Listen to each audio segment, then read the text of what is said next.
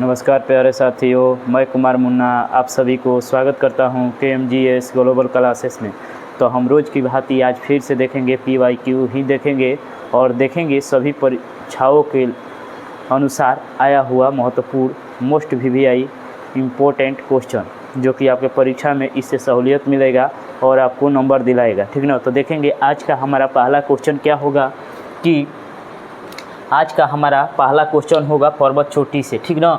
तो पूछेगा पहला क्वेश्चन हमारा कि राकापोसी प्रसिद्ध पर्वत किस देश में अवस्थित है। पूछा है कि राकापोसी जो प्रसिद्ध पर्वत शिखर हैं वह किस देश में अवस्थित हैं स्थित हैं। तो पूछेगा ऑप्शन ए में दिया है भारत, बी में दिया है नेपाल, सी में दिया है चीन और डी में दिया है पाकिस्तान। तो राकापोसी ये नाला पाकिस्तान देश में है। कहाँ है? तो नाला पाकिस्तान देश में है राकापोसी। और वहीं पूछेगा तिरिचमीर कहाँ है? तो पाकिस्तान में है। दोनों पर्वत चोटियाँ कहाँ है? तो पाकिस्तान में है। राकापोसी और तिरिचमीर कहाँ है? तो पाकिस्तान में है, ठीक ना। अब देखेंगे भारत में कुछ महत्वपूर्ण चोटियाँ हैं, वो हैं नंदा देवी कहाँ है? तो भारत में है। कहाँ है? भारत में है। वहीं पूछेगा K2, तो भारत में है। वो नंदा देवी कहाँ है? तो भारत में। K2 कहाँ है? तो भारत में। नंगा पर्वत कहाँ है? तो भारत में है। ये तीनों चोटियाँ महत्वपूर्ण हैं जो परीक्षा में बार बार पूछता रहता है, ठीक ना। अब देखेंगे नेपाल में अवस्थित हैं कुछ चोटियाँ, महत्वपूर्ण चोटियाँ। माउंट एवरेस्ट को सभी बच्चा जानता होगा जो कि कंपटीशन की तैयारी करता है, उसको इस क्वेश्चन से भेंट हुआ होगा, ठीक ना। पूछेगा माउंट एवरेस्ट कहाँ अवस्थित है? तो नेपाल में अवस्थित है। ल्हासे वन कहाँ अवस्थित हैं?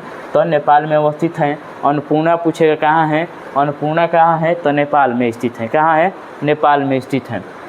नेक्स्ट पूछेगा कि गुलमंदता किस देश में है? गुलमंदता किस देश में है? तो चीन में है। वहीं पूछेगा नामचा बरवा कहाँ है? तो चीन में है। ये गोसाईनाथ कहाँ है? तो चीन में है, ठीक ना। कहाँ है? चीन में है। ये महत्वपूर्ण पर्वत शिखर हैं, जो कि महत्वपूर्ण पर्वत शिखर है। इससे क्वेश्चन बार बार पूछता रहता है, ठीक ना। तो पूछेगा गोसाई थान कहाँ स्थित है? तो चीन में है। नामचा बरवा कहाँ है? तो चीन में है। और गुलमंदता पूछेगा तो कहाँ है? चीन में है। ये सभी चोटियाँ अवस्थित हैं, ठीक ना। अब देखेंगे सहारा मरुस्थल कितने देशों में फैला हुआ है। माने सहारा मरुस्थल हैं जो कि सबसे बड़ा मरुस्थल है, ठीक ना। विश्व का सबसे बड़ा मरुस्थल कौन है? सहारा मरुस्थल है। पूछेगा कि सहारा मरुस्थल कितने देश की सीमा टच करता है, यानी कितने देश में फैला हुआ है। तो इसका ऑप्शन ए में दिया है 10, बी में दिया है 11, सी में दिया है 12 और डी में दिया है 13। तो इसका सही आंसर हो जाएगा 11 देशों की सीमा को टच करता है कौन? सहारा मरुस्थल। इसका क्षेत्रफल कितना है? तो 84 लाख वर्ग किलोमीटर में फैला हुआ है। ये कौन? सहारा मरुस्थल, जो कि 11 देशों की सीमा को टच करता है। कौन करता है? सहारा मरुस्थल। अब नेक्स्ट क्वेश्चन हमारा होगा कि नामीब मरुस्थल। अब पूछेगा कि कुछ महत्वपूर्ण मरुस्थल हैं जो कि किस देश में अवस्थित हैं, उनके बारे में थोड़ा सा जान लेंगे, ठीक ना। तो पूछेगा नामीब मरुस्थल कहाँ स्थित है? तो नामीबिया में। नामीब मरुस्थल कहाँ है? नामीबिया में। नामे से पता चल रहा है, नौ से नामीब और नौ से नामीबिया।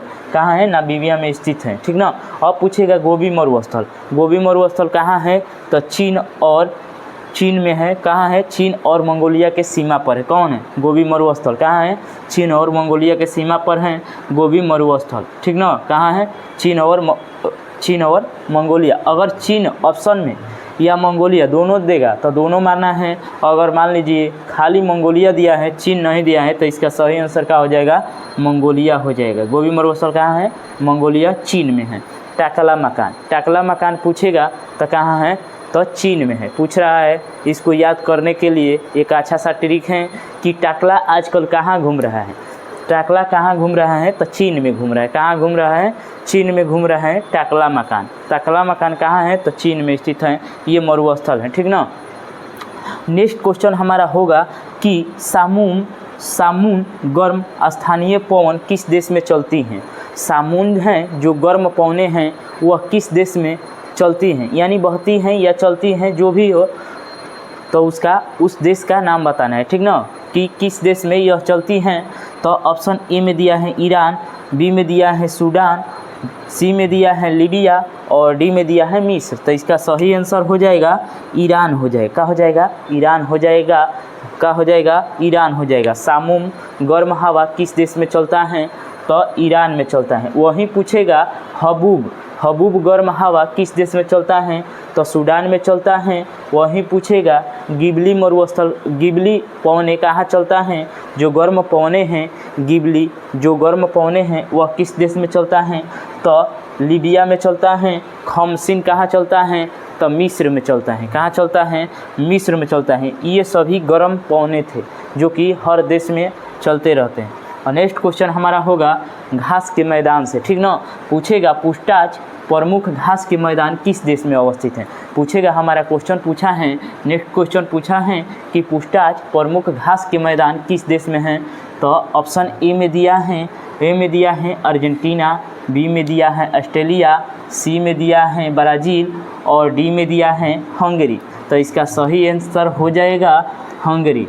हंगरी में है कौन? पूछताछ घास के मैदान। पूछताछ घास के मैदान कहाँ है? तो हंगरी में है। अब यहाँ हमारा क्वेश्चन पूछेगा कि पंपास घास के मैदान किस देश में है? तो अर्जेंटीना में है। कहाँ है? अर्जेंटीना में अवस्थित है कौन? पंपास घास के मैदान।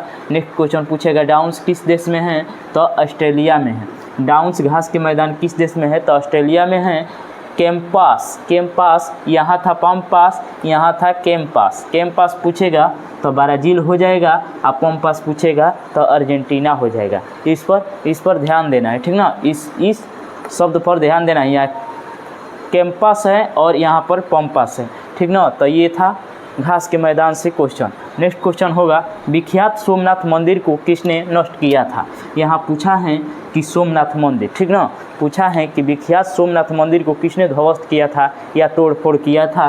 तो ऑप्शन ए में दिया है महमूद गजनी, बी में दिया है कुतुबुद्दीन ऐबक, सी में दिया है बख्तियार खिलजी और डी में दिया है नौन।